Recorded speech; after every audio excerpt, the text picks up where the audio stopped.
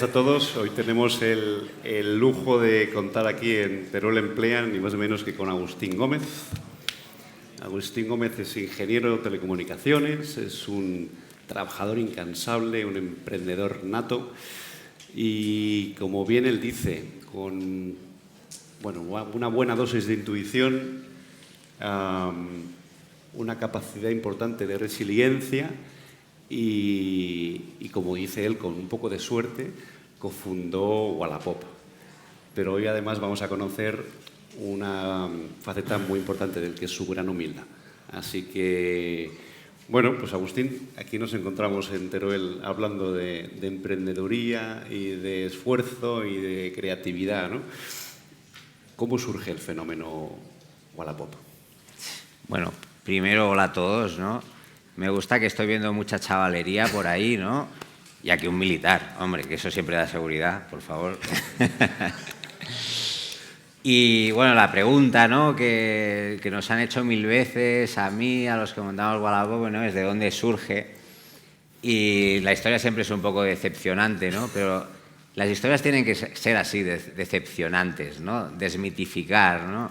A mí me pasaba más de jovencito, ¿no? Con 23, 24 años, yo leía todas estas cosas que pasaban en Silicon Valley, estas cosas que hacían los americanos, estas empresas, ¿no? Te parecía algo tan lejano, ¿no? Cosas que hacían otros, que nosotros no hacíamos, lo hacían otros, ¿no?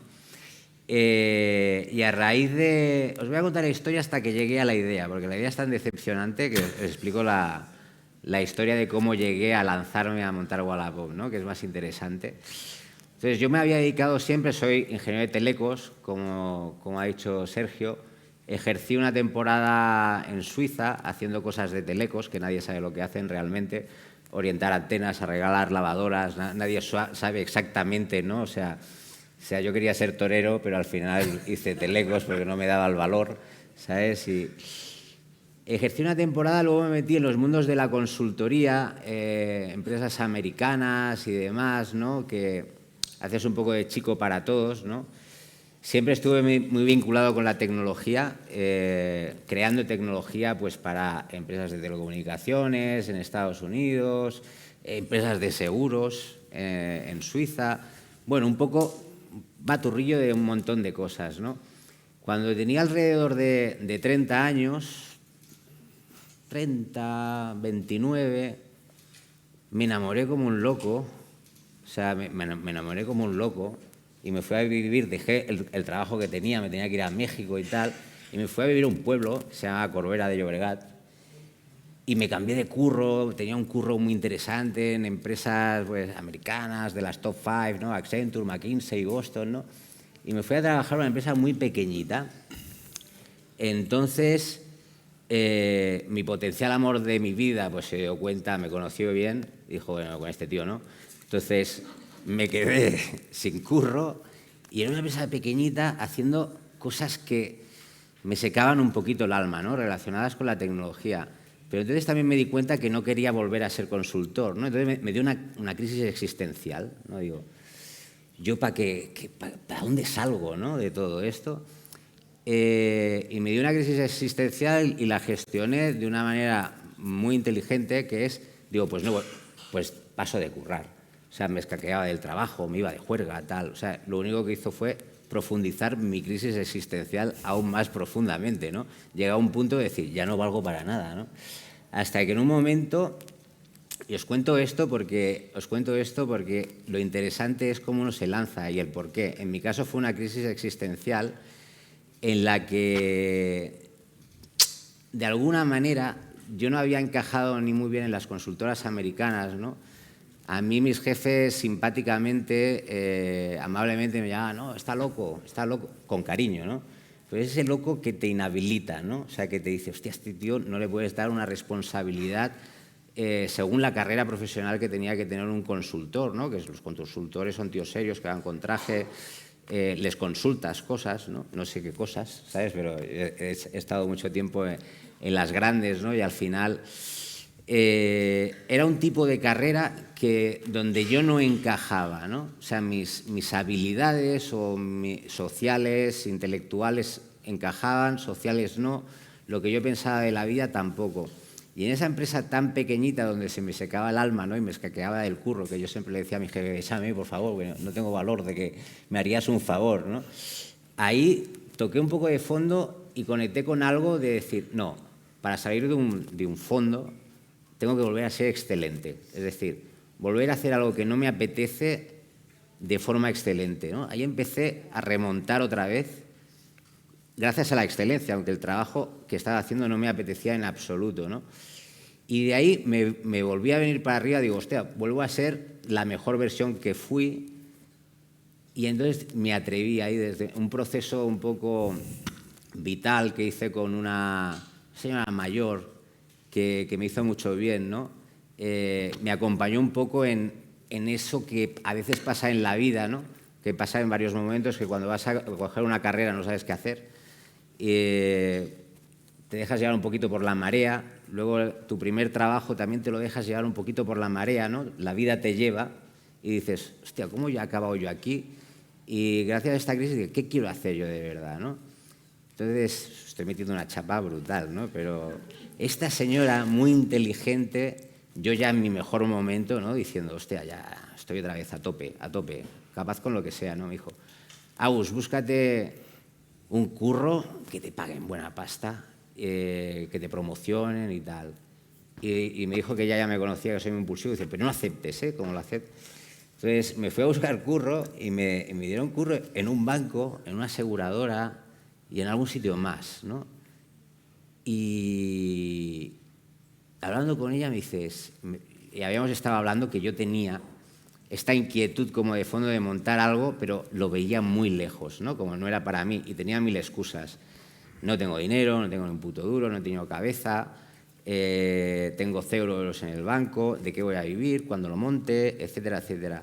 Pero cuando me vi en la decisión de, hostia, mis próximos 5 años van a estar en un banco, en una aseguradora, y no digo porque un banco o una aseguradora sea un mal sitio, sino no era mi sitio natural, ¿no? Cuando me enfrenté a esa decisión y dije, 5 años ahí o tirarme al vacío, en ese momento lo vi claro, digo, me tiro al vacío.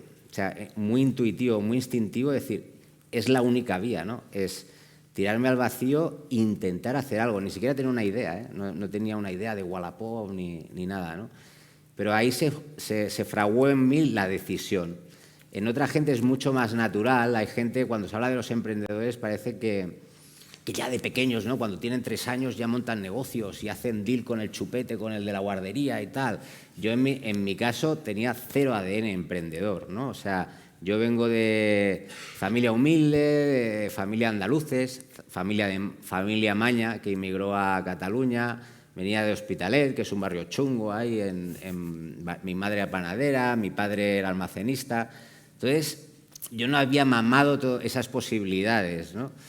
Entonces te queda muy lejos, ¿no? Esto lo hace otra gente, que no sé quiénes son, pero lo hace otra gente, ¿no? Y yo tuve que llegar a esa crisis existencial para atreverme, ¿no? Pero no fue natural, fue un poco en crisis, ¿no? Entonces cuento esto por suavizaros, si alguno tiene la idea de emprender, que lo hagáis más consciente, ¿no? A mí en la vida me tuvo que llevar ahí. Entonces, yo en aquel momento tenía 32 años y fijaos cómo te juega la cabeza, ¿no? Malas pasadas, el riesgo, ¿no? El riesgo que dices, hostia, dejar el trabajo, ¿de qué voy a vivir, ¿no? O sea, siendo tan joven, sin tener críos, sin tener nada, ¿no? Luego hay gente que emprende por ejemplo, mi socio, cuando emprendió tenía 2 críos, ¿no? Eso es un valiente, de verdad, haberlo hecho muy consciente todo esto, ¿no? Pero la historia de la cabeza te juega una muy mala pasada como diciendo, ¡guau! Va a ser el final, me voy a montar algo y voy a fracasar y va a ser el final, ¿no? Empiezas a hacer todas estas cábalas en tu cabeza de miedo, ¿no? Y cuando decidí lanzarme de verdad, el primer día me dio una ciática. Entonces, mi primera semana de emprendedor me la pesé en la cama, o sea, jodidísimo ahí, pensando, joder, soy un perdedor, ya la he cagado como siempre, o sea, impulsividad, ya me he dejado mi curro, o sea, estoy acabado, no, lo siguiente, ¿no? la tensión de un tío de 32 años sin cargas, ¿no? Digo, bueno, o sea, si piensas bien, dices, he trabajado 10 años, sé hacer cosas, en 6 meses vuelvo a poder trabajar en cualquier lado. Si me falta algo de pan, pues yo qué sé, mi padre a lo mejor, que no le caigo bien, pero me da un cachito de pan, ¿no? Al menos por lo que dirán los vecinos, ¿no? O sea, te montas todas estas paranoias, ¿no? Y lo he visto en muchos emprendedores que se me acercan, ese miedo, ¿no?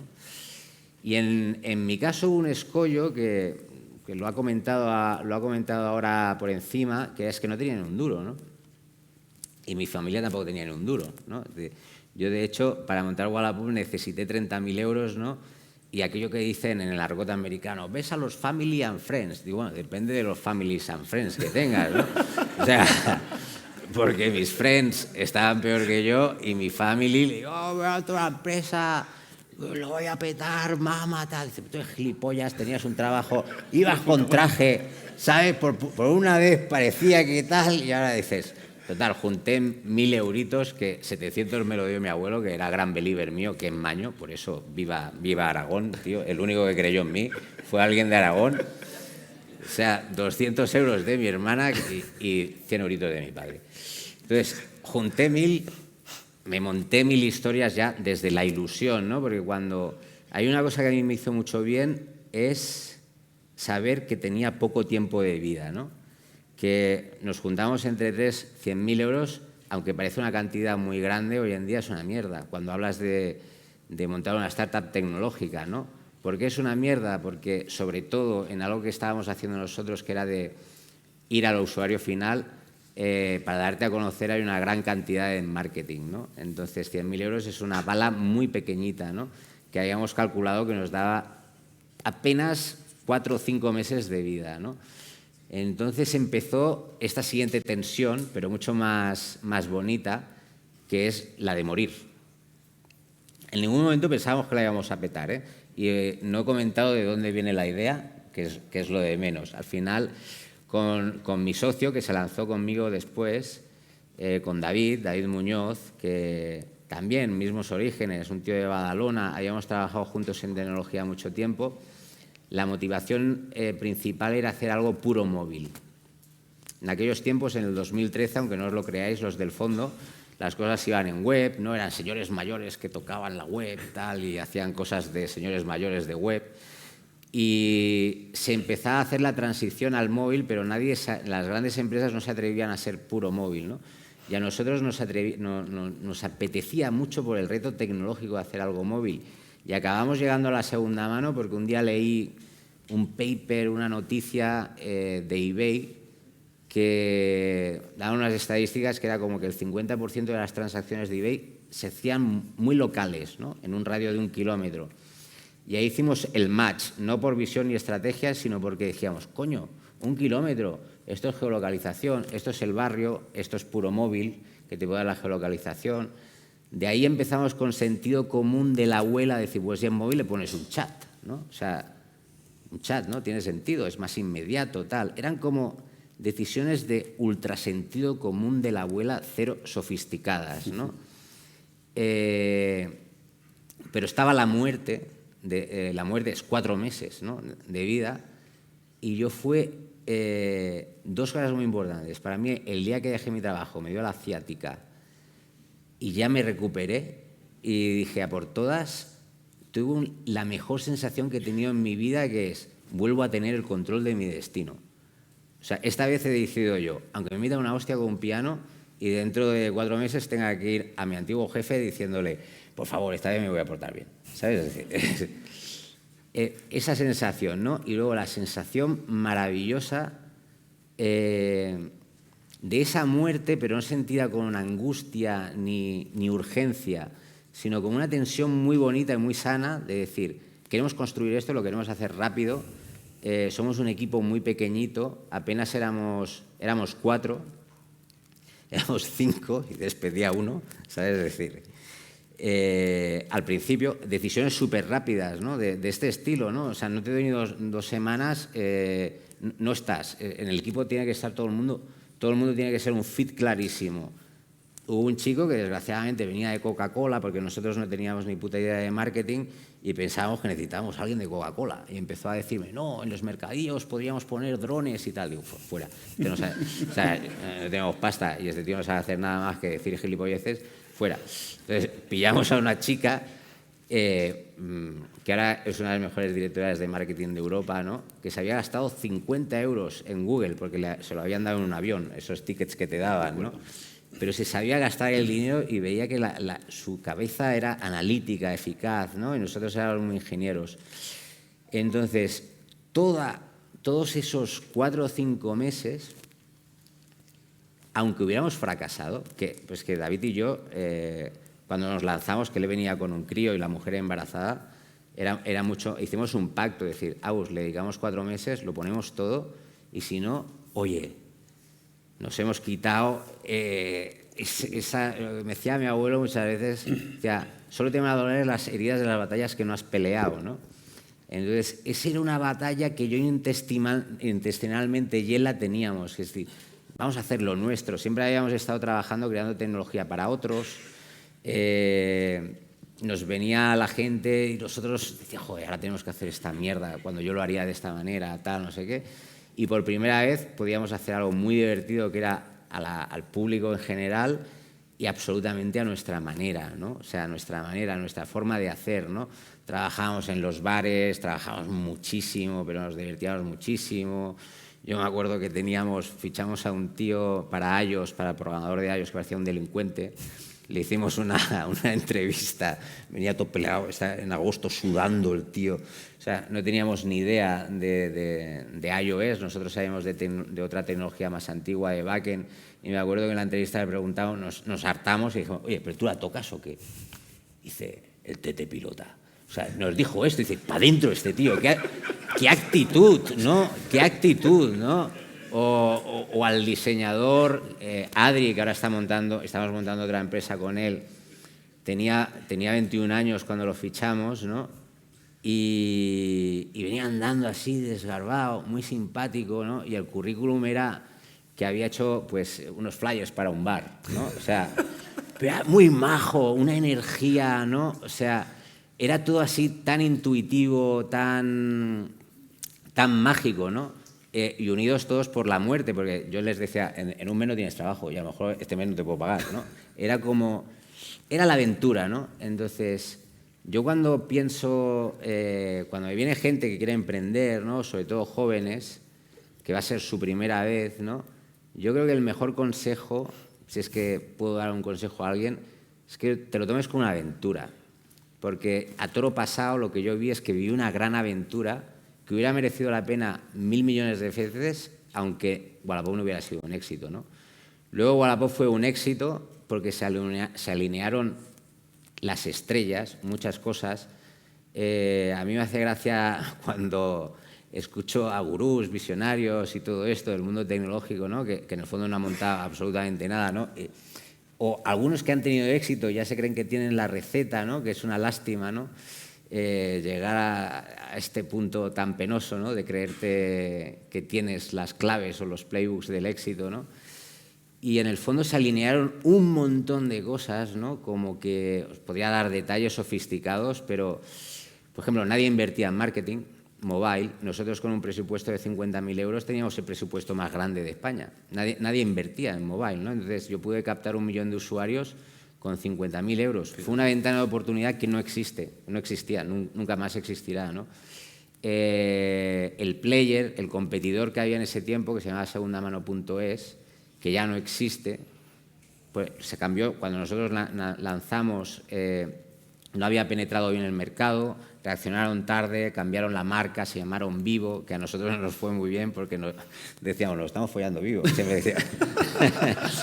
Es como anécdotas aparte, ¿no? O sea, pero el ambiente internamente era tal como veis, ¿no? Y era hacer una empresa a tu manera, con gente muy joven, currando muchísimo, pero muchísimo, horas y horas y horas, sin tener la sensación de currar, y la alineación de muchísimos astros que hicieron que tuviésemos éxito, ¿no? Éxito en los términos que se miden estas cosas, ¿no? Que la empresa fue bien, ¿no? Pero para mí el principal éxito, ya os digo, fue vivir esa aventura. Esos 4 o 5 meses siempre lo recordaré como uno de los mejores momentos de mi vida, ¿no? Y no lo hubiera cambiado. O sea, evidentemente estoy mucho más contento de que haya ido bien la aventura, ¿no? Pero esa sensación no hubiera dejado de ser tan igual de buena, ¿no? Que hubiese sido un fracaso. Y si hubiera sido un fracaso, ¿qué hubiera sido, Agustín? Porque uno dices que no eres emprendedor nato, que no naciste emprendedor, pero eso habría que ponerlo en tela de juicio. Pero ¿qué hubiera pasado si Wallapop no hubiera triunfado? ¿No hubiera sido ese éxito que dices que Pues no pudo estaría, no haber sido? no estaría en Teruel ahora mismo y no tendría un militar en el público. O sea, estaría básicamente... Bueno, ya teníais lanzada esa... No, ¿sabes lo que pasa? Que una vez que le pierdes el miedo, ¿no? O sea, es muy interesante hacer una aventura de estas, ¿no? Muy locas, de salir absolutamente, de tirarte al vacío, porque al final te das cuenta que no hay vacío, es un vacío mental, ¿no? Entonces empiezas a perderle el miedo y a desmitificar muchas cosas, ¿no? Yo, por ejemplo, había trabajado en grandes corporaciones, ¿no? Finanzas, marketing, parecían cosas como, ¿sabes? Yo qué sé, marketing élfico, ¿sabes? Era como ultra sofisticado, súper complejo, ¿no? Y está muy bien montar algo desde cero porque te das cuenta que los humanos lo complicamos todo, generamos demasiada jerga, demasiada complejidad y hay cosas que son de puro sentido común, ¿no? Y hay cosas que son mucho más intuitivas y mucho más sencillas, ¿no? Y crear algo desde cero te das cuenta, ¿no? Cómo todo se complica, pero que lo sencillo que es, ¿no? Las piezas que tienen que funcionar entre ellas, ¿no? También pierdes el miedo a otras cosas. Por ejemplo, yo he tenido gente en Wallapop, ya cuando Wallapop ya era más grande, que para ellos venían de sectores más establecidos. Por ejemplo, tuve un tío que venía de Pharma y era para montar un departamento comercial que estábamos haciendo para motor, y él sufrió lo mismo que sufrí yo, ya viniendo de una empresa más grande, pero mucho menos sólida que Novartis, ¿no? Por ejemplo, y él sufrió todo esto de la ansiedad, de pensar que iba a ser un fracasado, que tal. Y llegó, estuvo un año con nosotros, él no acabó de encajar y lo echamos, pero volvió a la Pharma y volvió con galones y volvió con la cabeza abierta, y hace poco volvimos a hablar con él, ahora es director de una unidad no sé qué, porque trabajando ahí, que era un entorno mucho más pequeñito, le perdió el miedo a muchísimas cosas. Hablar con un consejo de administración, ¿no? ¿Quiénes son esa gente? Pues son gente de carne y hueso, un consejo de administración, ¿no? Nosotros, por ejemplo, dentro de nuestro consejo de administración, pues teníamos los fondos más grandes del planeta Tierra, ¿no? Que se dice pronto, ¿no? Que al principio da mucho respeto, ¿no? El fondo de Facebook, ¿no? Accel Partners, el de Snapchat, NEA, también teníamos el de Twitter, Insight, ¿no? Y al final vas conociendo a todas estas personas, ¿no? Y vas desmitificando y vas viendo que todo el mundo caga por el mismo sitio. A mí me decían, por ejemplo, una crítica que me decían mis inversores, me decía, tienes que fichar a world class people, gente de clase, talla mundial, ¿no? Porque teníamos gente de Logroño, teníamos muchos maños, teníamos gente como que no tiene pedigrí, ¿no? Y yo les preguntaba en broma, ¿no? Les preguntaba, ¿y esa gente qué hace? ¿Tiran rayos por el culo? O sea, ¿dónde está esa gente? ¿Dónde crecen? ¿Qué les dan de comer? ¿No? Es este elitismo, ¿no? Bien entendido, porque ellos es lo que han vivido, ¿no? Tienes que tener un máster en Stanford, en el MIT o lo que sea. Dice, no, todo eso que nos montamos los humanos, toda esa parafernalia, hace que a gente como a mí, cuando tenía 32 años, lo viese imposible. Esto lo hacían otros, ¿no? Cuando al final, para montar Wallapop, lo único que tuvimos que hacer es juntarnos 4 con mucha ilusión, ser listos. Nos íbamos, por ejemplo, nosotros me iba con mi primo a los mercadillos a hacer fotos, ¿sabes? Es decir, a las gitanas. ¿Esto para qué es? No, una iniciativa del gobierno de la Generalitat, que tal. O sea, llenar el bar, ¿no? Era tan cutre todo, o sea, el inicio de una compañía, tan cutre en el sentido que hay, para hacer entender que es muy sencillo. O sea, ¿qué es complicado? Que la gracia divina o los dioses te den el caballo ganador, ¿no? Pero el hacerlo, y eso no lo sabe hacer nadie. Pero el intentarlo y los orígenes O sea, yo me di cuenta en ese momento que sí que estaba capacitado cuando había pensado durante mucho tiempo que no era capaz, que se necesitaban poderes de world class people o de otro tipo de dimensión que yo no tenía, ¿no? ¿Y emprender con qué edad? Aquí tenemos en este auditorio las 3 generaciones. Las 3 están a la altura de emprender. La alfa, la X, la Y, la millennial, todas. Entonces, tú lo hiciste con 32. Eras un millennial en toda regla. Pero ¿hay una edad para emprender? ¿O tienes que pasar como tú una fase de por lo menos aprendizaje exterior en otras empresas y lanzarte ahí? ¿Hay una edad? ¿Hay un momento perfecto para hacerlo? Pues como todo no hay librillos, ¿no? Hay gente que se lanza a los 56 y por primera vez y tiene todo un bagaje salvaje y hay gente pues, que se lanza a los 19. Eso, por ejemplo, la gente que se lanza a los 19, a veces, o 19, 20, 21, a veces es por una continuación de la universidad o a veces es por una madurez superior de escucharse a sí mismo, superior a la media, ¿no? Que es decir, normalmente cuando tú empiezas tan jovencito tienes aún más posibilidades de fracasar, porque aparte no tienes ni puta idea de nada, ¿no? Entonces yo al menos tenía como 10 años de haber, perdón que hablo mal, ¿no? Pero tenía el ojete un poco ya abierto, ¿no? Es decir, habías llevado equipos, habías vendido, habías tenido cierto bagaje, ¿no? Habías aprendido de gente a cómo se trabaja, etcétera, ¿no? Cuando tienes 21 y te lanzas sin nada, tienes que crear tú todo eso y es difícil, ¿no? Yo había chupado de mucha gente con la que había trabajado y entonces te da un cierto bagaje que es cero garantía de éxito, ¿no? También se publicita mucho los éxitos americanos, ¿no? Super millennial, ¿no? YouTube lo montaron con 3 años, ¿no? Cada vez el emprendedor es más joven, emprende cuando tiene 1 año, ¿no? Entonces, hay un modo natural y en mi caso no fui consciente de que yo quería ser emprendedor, es que tuve una crisis existencial, ¿no? Pero yo creo que es más una pulsión interna, que tú puedes ser más consciente a los 19 o eres un tío menos consciente de ti mismo, una tía menos consciente y te das cuenta más tarde o mucho más tarde, ¿no? No hay librillo, ¿no? Es una gran escuela. Y en cuanto al dinero, porque claro, todos decimos queremos emprender, ¿no? Independientemente de la edad que tengas, emprender significa un riesgo económico, el tiempo que tienes que dedicarle durante esos 4 meses de la muerte, ese pasaje de la muerte que sugerías antes, ¿no? Y el de meter un dinero de inversión. ¿Dónde conseguimos la fuente de inversión? ¿Es Family, Friends and Fools, como decías antes? ¿Es, como nos decía antes Óscar de la Cámara de Comercio de Teruel, las incubadoras propias locales? ¿Es ENISAS? ¿Dónde está el dinero?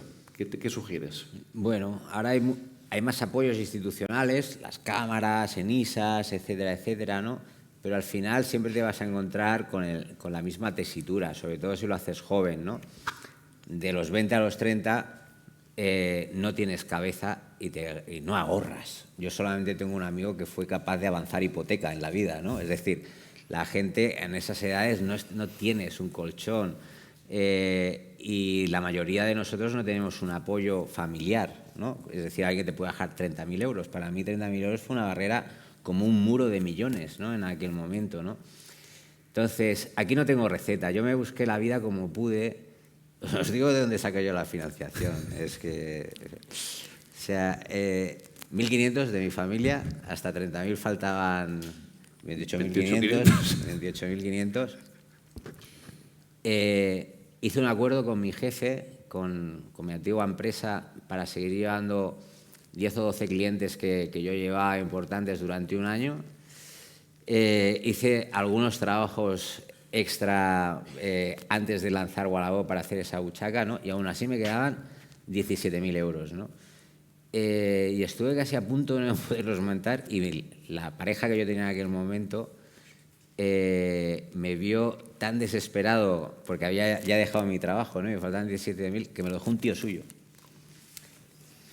Este es mi caso, ¿no? Este es mi caso, pero da igual de dónde lo sacas. Lo importante es, yo ya tenía tanta ilusión, había diseñado Wallapop, ya había diseñado todas las pantallas, ya sabía lo que quería hacer y estaba tan enamorado con la idea de crearlo que me daba igual. Lo que había sido una excusa muy fuerte para mí para lanzarme es: no tengo dinero, lo hubiera utilizado como excusa. En el momento que me lancé, no me importaba. Entonces, el dinero acabó apareciendo porque yo lo rasqué de las piedras, y al final es más la ilusión la que te va a hacer llegar a esos 15, 20.000, 30.000, te vas a buscar la vida. Cuando tienes ilusión, sales de la excusa y ves 1000 opciones, ¿no? O sea, que antes no veías, ¿no? Que es lo que me pasó a mí cuando ya estaba en caída libre. Digo, tengo que rascar. Tuve el apoyo de 17.000 euros de mi expareja, pero los hubiera rascado de algún lado, me hubiera buscado un trabajo, lo que fuese, ¿no? Entonces, es más, yo recomiendo más, lánzate a la muerte, porque la muerte te hace muy listo. O sea, es lo que vivimos nosotros, con David lo comentábamos. Hostia, a veces nos sorprendía, ¿éramos tan listos nosotros? No, es la muerte. O sea, es la muerte que te hace ser rápido, eficaz, te focaliza. Entonces, no lo sé, no hay recetas, os explico mi caso, ¿no? El hecho de lanzarme me hizo sacar de las piedras el dinero, y ahí estaba la ilusión ahí dentro. El dinero y los socios. ¿Qué papel tiene un socio y cómo se escoge a un socio para arrancar un negocio? Eso es uno de los problemas que tenemos los que no tenemos grandes fondos, grandes capitales, que te tienes que asociar, ¿no? Pero al final esos socios, mejores o peores en la vida, ¿no? Y yo he tenido muchísimos, ¿no? Han hecho posible que tú tires para adelante, ¿no? Entonces, son habilitadores. Ahora ya con la experiencia, ¿no? Y con la posibilidad, pues podría elegir socios más afines a mí, ¿no? Cuando no tienes recursos, pues la verdad es que no tienes tantas posibilidades de elegir socio. Entonces, tampoco hay que dar grandes recetas, ¿no? Es decir, cuando no tienes, vas a coger del quien te dé, ¿no? Entonces, ahí sí que se podrían hacer muchísimas cosas a nivel institucional, ¿no? Para evitar eso, ¿no? Asociarte mal, coger dinero que no toca, que te va más en contra de la expansión del negocio que a favor, proteger a los chavales que están lanzando una compañía, que tengan una buena equity, que tengan una propiedad importante de su compañía, no sangrar a estas compañías tan pequeñitas cuando son muy incipientes, ¿no? Toda esta industria a veces privada que se genera alrededor de la emprendeduría, aceleradoras, etcétera, ¿no? Que no están pro emprendedor, ¿no? O sea, pro el chaval o la chavala que está empujando algo, ¿no? Y ahí yo creo que sí que las instituciones podrían arropar mucho al emprendedor, sobre todo joven, que tiene menos recursos, ¿no? Sí.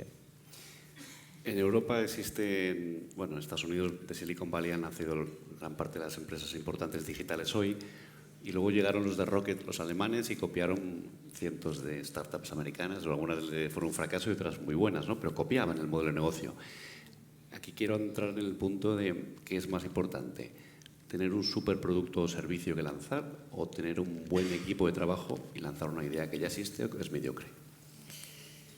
No lo sé. Aquí hay opiniones personales, ¿no? Y hablo desde mi opinión personal, ¿no? A mí lo que me gusta es crear. O sea, con todo lo que implica crear, ¿no? Pues no hay nada y hay algo, ¿no? Crear es algo nuevo, ¿no? Siempre. Sí que alrededor de las startups, ¿no? Había una técnica, o sea, al final una startup orientada a cliente final, a gran consumidor, tiene muchísimo riesgo. Fracasan muchísimo, ¿no? Y una forma de mitigar ese riesgo ha sido copiando. Copio lo que ha funcionado en Estados Unidos. Como tú decías, Seed Rocket, ¿no? Pues es una fábrica de copiar a todo lo que existe súper rápido, ¿no? Pero yo creo que son empresas que hacen mucho daño al ecosistema, porque añaden una competitividad salvaje, inflan los precios, no tienen alma todo este tipo de compañías absolutamente copiadas con el objetivo de pegar un pelotazo, que no lo juzgo, pero esto tiene un daño colateral. Todo tiene sus pros y tiene sus contras, ¿no? Has mitigado el riesgo de saber que esto sí que funciona o que lo está necesitando, pero estás creando cosas. Y de hecho, al final, todas estas empresas acaban siendo compradas, fusionadas por la empresa madre que nació innovadora, ¿no? Y produciéndole un gran daño a veces o una gran pérdida de capital, o sea, no lo sé, son opiniones, ¿no? Y muchas de estas aceleradoras intentan mitigar el riesgo de crear y acertar, pues copiando, ¿no? Son enfoques. Yo no puedo. Yo ahora, por ejemplo, estoy creando una incubadora y no puedo copiar, no puedo. O sea, no me sale, pero es algo personal.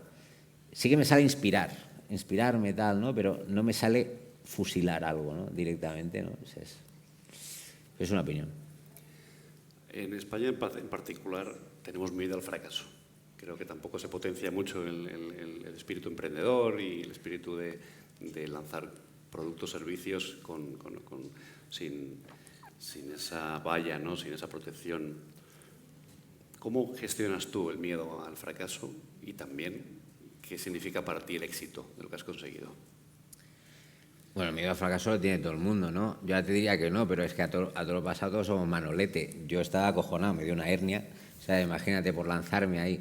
Esto es muy normal, ¿no? Luego dicen que en Estados Unidos está más bien valorado fracasar, etcétera, etcétera, pero es mentira. En el fondo es mentira. Son frases que digo yo de bullshit, ¿no? Que es mierda de toro. Que me gusta esta palabra porque es una mierda más grande que es de toro, ¿no? Y hay mucha bullshit de esta, ¿no? O sea, contrata lento, despide rápido, hay mucha historia de esta. No me acuerdo de la pregunta que la mierda de toro me ha... ¿Te gusta la mierda de toro? Bueno, miedo al fracaso obviamente tienes, ¿no? Como todo el mundo. ¿Y qué significa para ti el éxito? O sea, el éxito fue el proceso, ¿no? Que esto también es una frase eslogan, ¿no? Es el proceso, es la jornada. Pero es una gran... O sea, al final en los grandes tópicos hay grandes verdades, ¿no? Es decir, yo al final cuando recuerdo esta etapa de Wallapop, ¿no? No recuerdas haberla petado y inversores americanos. Recuerdas pues a la gente, los 4 primeros, la anécdota del Tete. Luego, pues yo qué sé, que fuimos a lanzar a Estados Unidos y nos cuento anécdotas de ahí, pero se te quedan grabadas, ¿no? Todas esas aventuras, esas batallas, ¿no? Esas desmitificaciones, ¿no? Y al final, un gran éxito que nosotros nos decimos a nosotros mismos. Por ejemplo, los 5 que montamos Wallapop nos hemos vuelto a juntar. Es decir, somos amigos después de esto. No es que seamos amigos, es que somos hermanos después de esto, ¿no? Cuando toda la gente se pelea y tal, dices, algo hicimos bien, porque seguimos siendo muy amigos, ¿no? Y lo pasamos muy bien y ahora nos apetece otra vez volver a montar una cosa juntos sabiendo que vamos a fracasar al 100%, ¿no? Entonces, al final es la gente que te queda, las experiencias vividas. Luego se puede medir a nivel de, yo qué sé, valoraciones, ¿no? Esto de los unicornios, las empresas unicornio. Es muy llamativo hablar de las rondas de financiación y cuánto dinero se levanta y todas estas historias, ¿no? Pero un inversor muy cachondo me dijo una vez, es como ir a pedir un préstamo, una hipoteca, e irte a celebrarlo, ¿no? O sea, una ronda, Wallapop vale no sé cuántos billones, fantástico.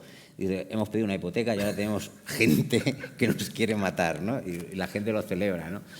Hay una versión del éxito maquillada, ¿no? De emprendedor de éxito, de empresa de éxito, de tal, que yo creo que hace mucho daño, que a mí me hacía daño en mi momento, porque hacía que eso lo vieses muy lejos, ¿no?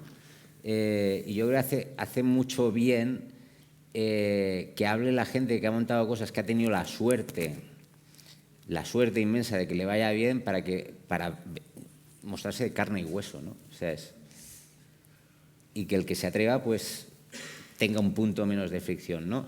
Yo siempre digo que hago mucho bien, porque dice, si este gilipollas lo ha montado, yo también puedo. Eso lo hacían los en Wallapop, ¿no? Que me trataban más en el día a día. Salieron muchos emprendedores de ahí, ¿no? Como diciendo, si mi jefe puede, que es medio mongolo, yo también puedo. Eso hace mucho bien. Mi jefe era mongolo, pero era ingeniero de telecomunicaciones, claro. Vamos a ver. Claro, ¿qué papel juega aquí la formación, Agustín? Porque sobre todo también tenemos generaciones muy jóvenes y otras no tanto, pero yo creo que también para hacer algo que te gusta, superar la barrera del negocio, que etimológicamente es la negación del ocio. Es decir, cuando te metes en un negocio te va a negar el ocio. o te gusta mucho el ocio que haces, es decir, tu aplicación de compra-venta del 2000, o te estás metiendo en un jardín importante, que es quitarte todo el ocio. ¿Qué formación hay que tener según lo que vayas a hacer y cómo de importante es? ¿Tienes que hacerte tu carrera de telecomunicaciones y luego formarte en otras empresas? ¿O qué consejos darías a la gente más joven y no tanto, eh?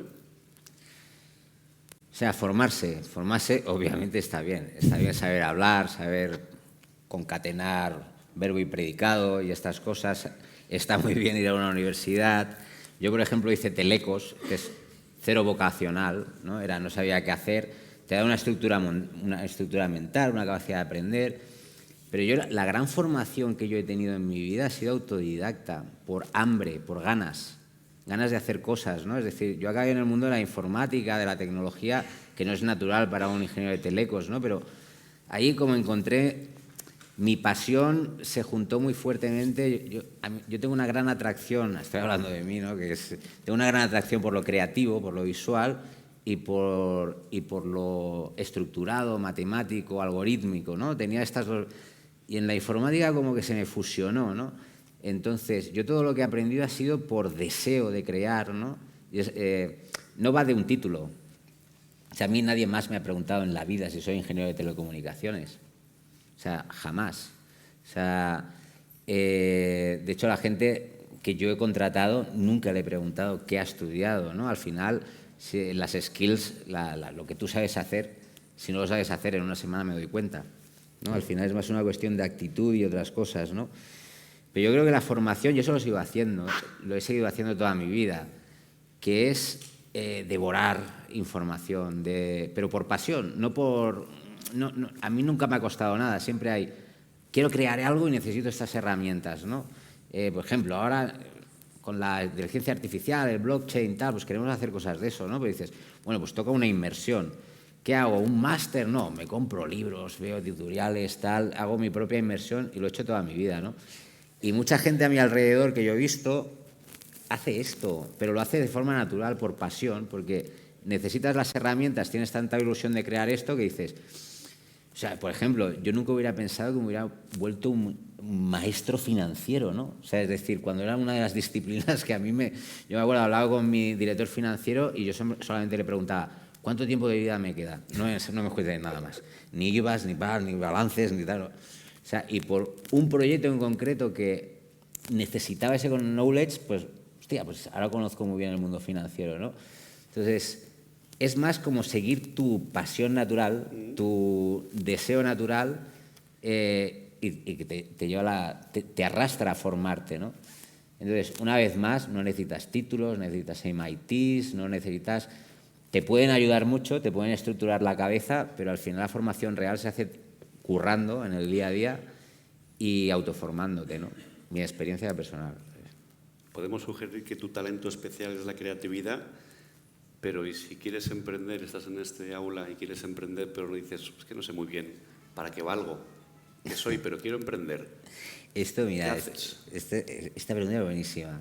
Aquí hay gente muy joven y no tan joven, ¿no? Y yo, un tío muy interesante, ¿no? De estas cosas que te pasan, que le das gracias a Wallapop, ¿no? Que uno de los fundadores de Skype, que ya aquí no lo usará nadie, pero era como un Zoom, es un Zoom para gente mayor, ¿sabes? Es como un Zoom para gente mayor. Uno de los fundadores de Skype, que estaba pasando un mal momento, no diré el cual, pero estaba alcohólico, sin propósito en la vida, ¿sabes? O sea, había hecho mucho dinero y no sé cómo nos conocimos y se encariñó de nosotros, ¿no? Incluso se vino a vivir una temporada en un zulo que yo tenía en el barrio de Gracia y decía, este tío no se va nunca de aquí, está siempre borracho, tal. Y, o sea, una de las grandes aportaciones que me hizo en mi vida, que no la supe aprovechar en el momento, me preguntaba, what is your fucking natural talent? ¿No? Decía todo el rato y luego se iba a mamar por ahí. Pero es una pregunta que en ese momento no le di importancia. Dice, ¿cuál es tu talento natural? ¿No? Me parece tan etéreo, ¿no? ¿Cuál es tu talento natural? Y la mayoría de las personas, en aquel momento no hice ni caso. La mayoría de las personas, si no tienes algo muy, muy característico, ¿no? Como Usain Bolt, que tiene fibras rápidas y ultravelocidad, tú crees que no tienes un talento natural, ¿no? Y al cabo del tiempo, ya fuera de Wallapop, o sea, me di cuenta de mi talento natural. Le di vueltas, y él insistía, ponle un nombre y un apellido, un nombre y un apellido, yo siempre me hubiera gustado pensar que mi talento natural era estratégico, creativo, toda esta parte que, tal, hostia, soy bueno en producto, tal. Y al cabo del tiempo, y esto me lo hacía ver mi equipo, ¿no? Mi único talento natural fue, tengo un entusiasmo contagioso. ¿Esto qué significa? Pues que me vengo para arriba, ¿no? Y se contagia, ¿no? Y de todas las cualidades que yo podía aportar en Wallapop, esa fue la principal, que era la que yo menos valoraba de todo, ¿no? Porque me sonaba flipado, ¿no? Mi talento natural es fliparme, ¿no? Es como... O sea, y luego hicimos y es una pregunta para la gente joven y no tan joven, muy interesante, que los talentos naturales no son increíbles, son pequeñas, es algo que a ti se te da mejor que los demás con menos esfuerzo, ¿no? Y a mí me cuesta muy poco fliparme. Soy de flipadez rápida, ¿no? O sea, intensa y muy intensa, ¿no?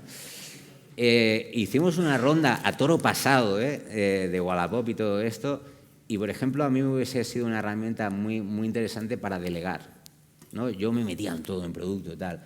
¿Y dónde yo aportaba de verdad? En meter energía positiva, en venga, lo vamos a petar, muchas frases de estas, victoria o muerte, chicos, tal, no sé qué. O sea, pero era una energía contagiosa, ¿no? Y a lo mejor me tenía que haber apartado de la gestión, ¿sabes? Es decir, una pregunta interesantísima lo del talento natural. Ya todo lo pasado, qué lástima no haberlo sabido, porque te sirve de guía, hubiera servido de guía, por ejemplo, yo no hubiera hecho telecos, hubiera hecho otro tipo de cosas. Bellas Artes. Bellas Artes. Algo de animación, coño. Estaría en Marinador ahí, venga, chavales, tal. Yo hubiera sido inmensamente feliz, ¿no? O sea, y ahí conectas y te sientes bien contigo mismo, ¿no? Los tiempos que corren invitan a vivir en la red social.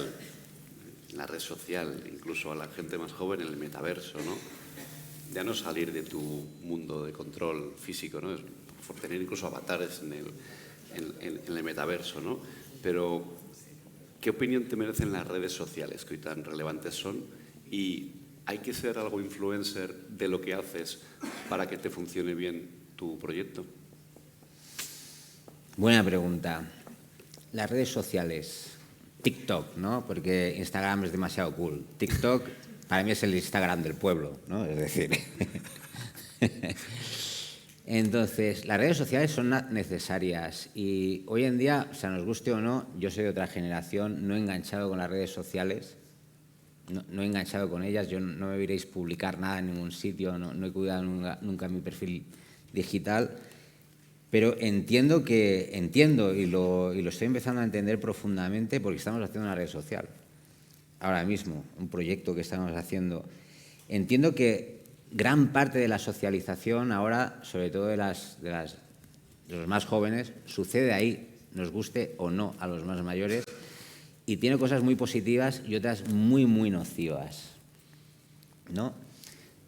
O sea, no estoy descubriendo a nadie, ¿no?, que están diseñadas. El gran problema de las redes sociales actuales es su modelo de negocio, ¿no? Si tu core, donde tú haces el revenue principal, viene en vender publicidad, te mina tu esencia y te obliga a estar diseñada para enganchar.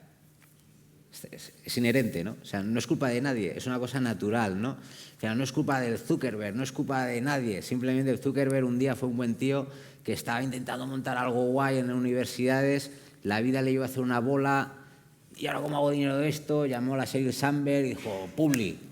Y crearon un monstruo, ¿no?, que genera dopamina, que te hace el like. Si vosotros, por ejemplo, los que usáis TikTok, Instagram, ¿no?, si tú analizas un post, ¿no?, y ves los comentarios y los likes, cuando tú dices corazón, ¿a qué? ¿Qué estás diciendo de corazón, no? Le dices corazón a un gatito, a un tío con abdominales ahí, a un bikini.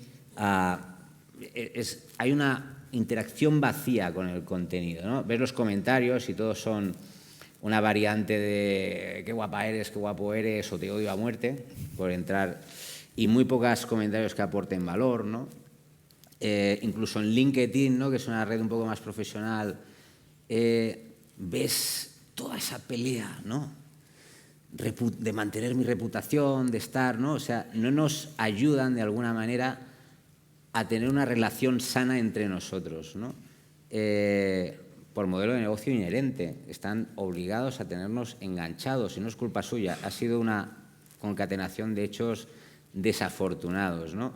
Entonces, el tenernos enganchados implica que sea trepidante, que genere mucha dopamina, like, cosas mucho más jodidas, ¿no? Como que después, pues yo qué sé, TikTok te pone filtros que cambian la estética y tal, y te pueden desalinear de la realidad.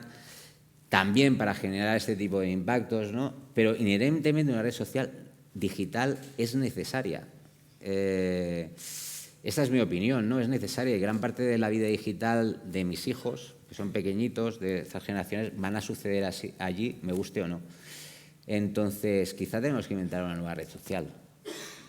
Bueno. Que tenga todo lo bueno que tienen ahora las que existen, pero no hagan el daño. O sea, yo he hablado con muchísima gente de generación alfa, ¿no? Que está muy de moda, ¿no? Alfa suena muy potente. Muy bien. Y ahí, no sé si os pasará a los que estáis detrás mirando TikTok ahora y no me hacéis caso, ¿sabes? O sea, te estaba mirando a ti es directamente, estás ahí haciendo un like y viendo un bailecito ahí y poniéndote un filtro. O sea, no sé si os pasará que os gusta, pero lo odiáis a la vez. O sea, lo necesito y lo odio, ¿no? Es como... Y esa relación pues la tengo yo con el tabaco. Me gusta y lo odio, ¿sabes? O sea, la tenía un vecino mío que no tenía dientes con la heroína, ¿sabes? Es decir, en el fondo es me gusta y lo odio, ¿no? Es esta reacción que tiene mucho las generaciones jóvenes, ¿no? Es decir, hay cosas muy positivas y hay cosas muy jodidas, ¿no? No sé si he respondido a nada, opiniones personales otra vez. Me gusta mucho la metáfora. De hecho, el otro día se la escuché a Mariano Rojas Estapé, que me encantó, porque hablaba de la cuerda, que es el dolor y el placer, ¿no? La cuerda tiene dos lados, ¿no?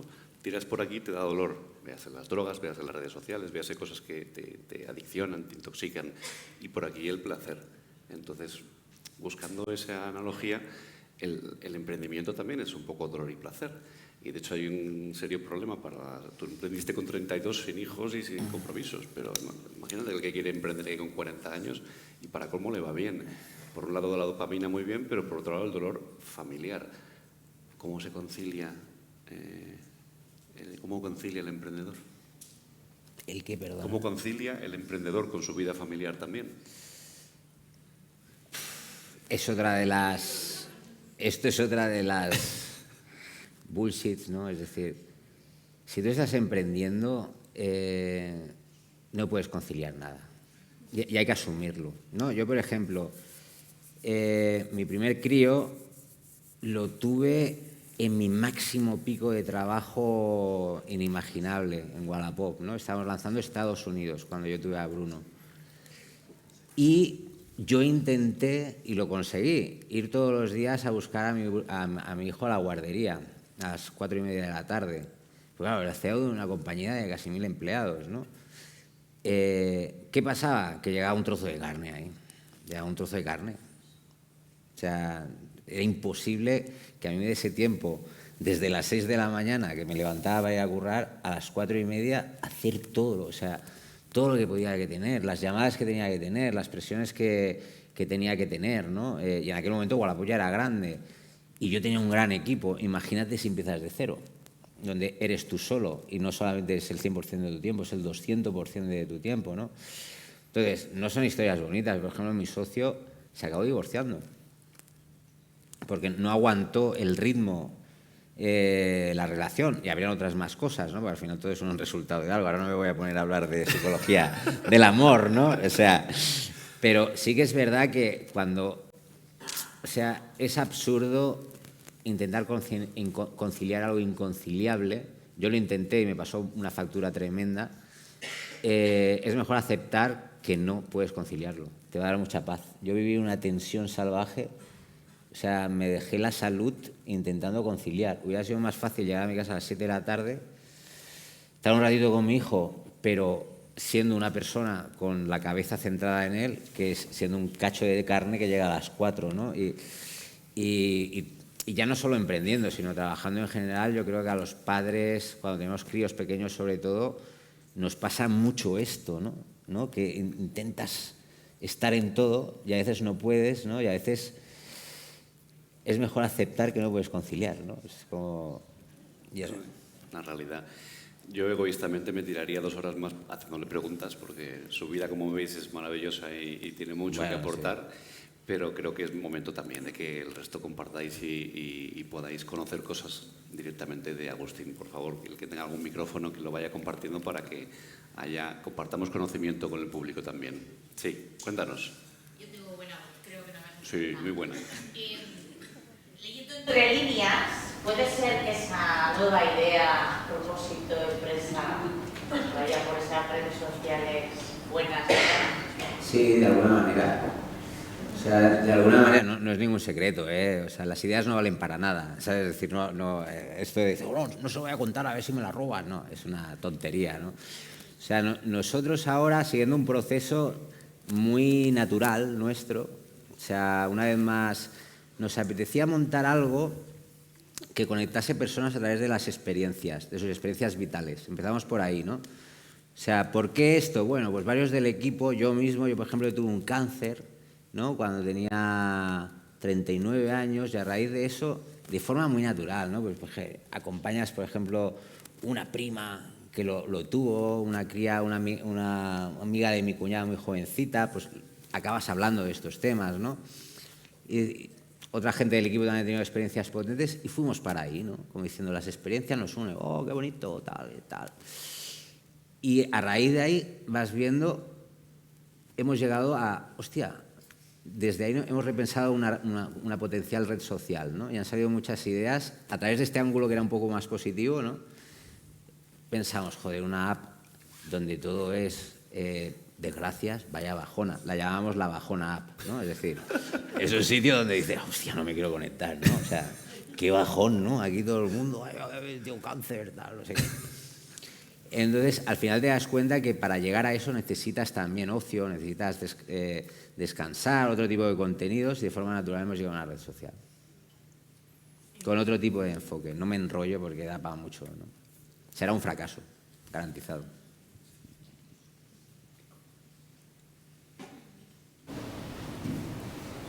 Cuando tienes una idea, ¿qué perfiles buscas? O sea, yo tengo una idea, ¿qué tipo de perfiles profesionales tengo que buscar para que me ayuden a llevarla a cabo, a bajarla, como quien dice? Bueno, yo te puedo hablar de tecnología, de mi mundo, ¿no? Para montar una app, llamémosle app, ¿no? Necesitas muy poca gente. Necesitas, te voy a decir los nombres de los perfiles en la jerga. Un backend, que es la gente de atrás, ¿no? Es back, es como atrás. Que para mí son los cimientos, son la gente que hace la lógica de todo esto. Necesitas frontales, estaba hablando de ingenieros, ¿eh? Un backend es un ingeniero. Un frontal, nosotros llamamos pintamonas para bajarles el ego porque están muy subiditos, ¿no? Y ganan mucho dinero. Pero es alguien que sepa de iOS, o sea, que sepa hacer la interfaz de usuario final con la que vas a interactuar, ¿no? Alguien de marketing que básicamente, os estoy dando opiniones personales, ¿eh? Alguien de marketing que sepa mucho más gastarse el dinero que hacerse fumadas como un canuto, es decir, que sepa adquirir usuarios de forma eficaz. Van 3 y tú misma. Nosotros lanzamos siendo 4, el quinto entró más tarde, ¿sabes? Esto es un equipo minimísimo, ¿no? Necesitas tecnología, muy poca tecnología y mucha mano izquierda, ¿no? Y sobre todo, más que perfiles de conocimiento, yo lo que buscaba es gente que abrazase la aventura de morir.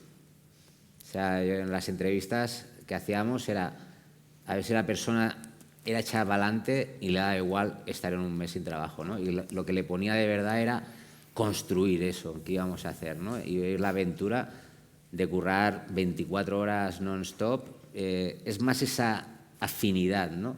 Alguien que tiene esa actitud te va a ser 1000 veces mejor que alguien que tenga muchísima experiencia en estas fases iniciales.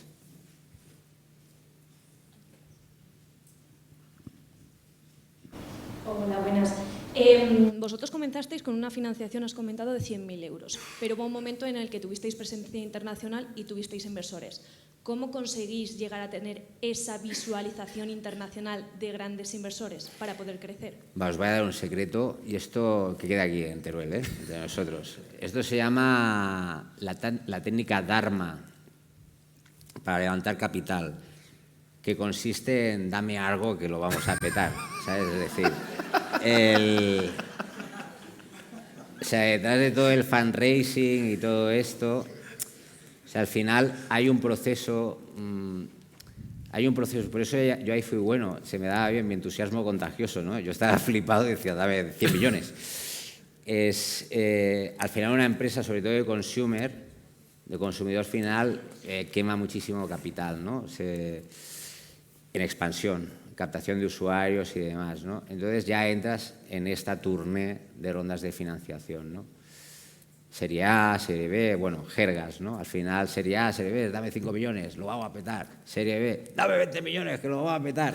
Es así. O sea, Wallapop tuvo que levantar, y es público, no es nada, que más de 500 millones.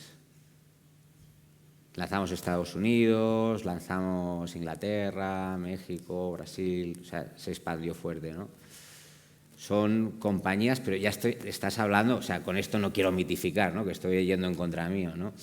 Pero después de los primeros 100.000, enseguida necesitamos otros 300.000, ¿no?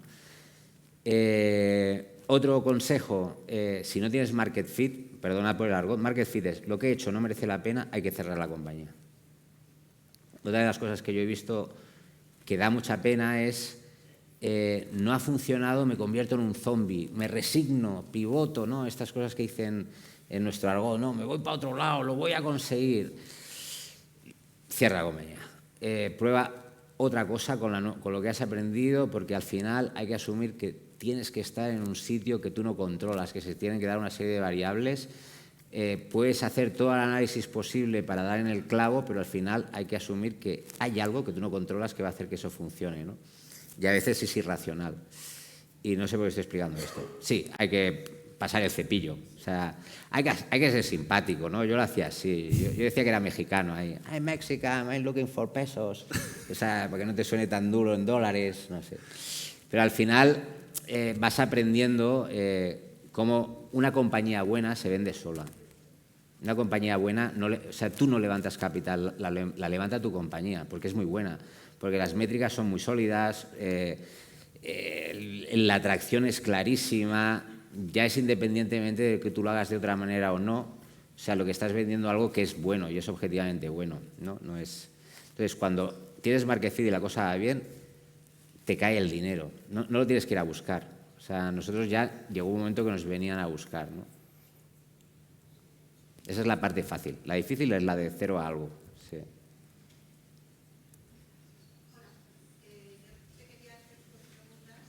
La primera, a mí me interesa más la parte de la financiación de los 100.000, cómo los estimasteis y qué objetivo queríais conseguir con ellos.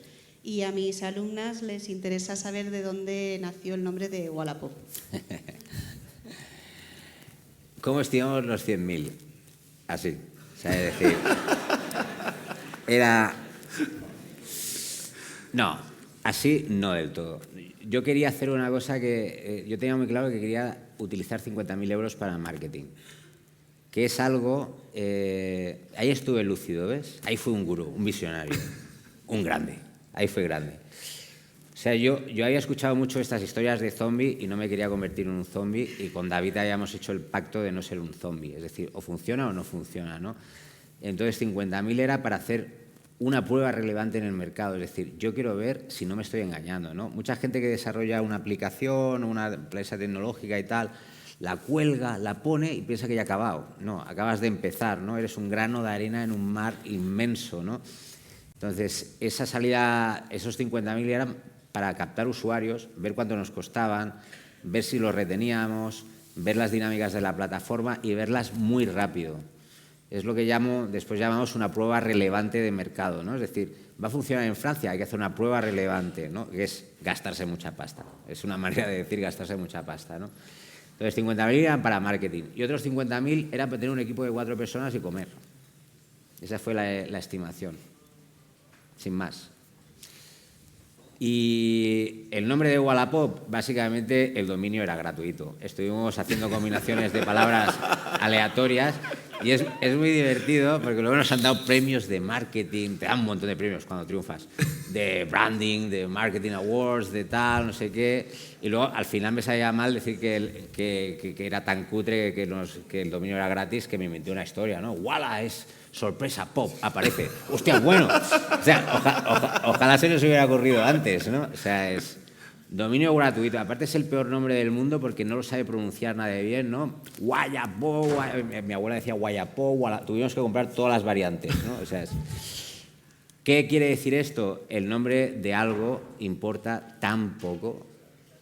O sea, otras cosas donde se le mete mucha magia, ¿no? O sea, mucha magia, mucho ruido es en todo el tema del branding, naming, estrategia de marketing, etcétera, pam, pim.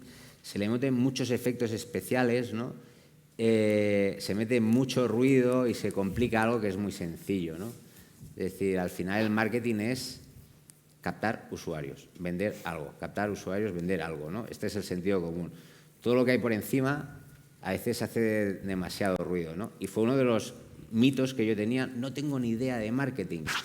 Y luego me di cuenta que sí que tenía mucha idea de marketing si tiraba de sentido común, ¿no? O sea, era nuestro gran punto débil era el marketing, ¿no? Y dijimos en un momento, oye, ¿dónde coño está la gente? En aquel momento estaba en Facebook. Pues no gastamos el dinero en Facebook, ¿no?